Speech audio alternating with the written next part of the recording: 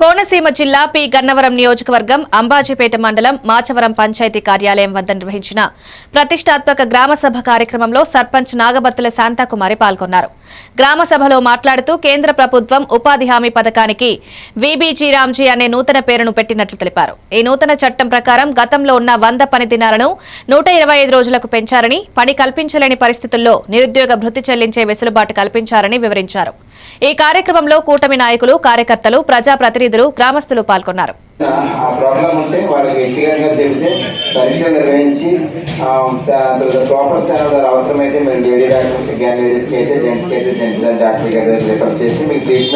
ఈ రోజు గ్రామ సభలో వికసిత్ భారత్ ఉపాధి హామీ పథకం క్రింద ఉపాధి హామీ పథకాన్ని జీ రామ్జీ పథకంగా మార్చడం జరిగింది.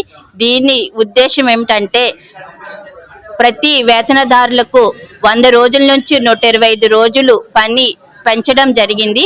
అదేవిధంగా ఆ ఉపాధి హామీ వేతనదారులకు నిరుద్యోగ వృత్తి కూడా ఇవ్వడం జరిగింది.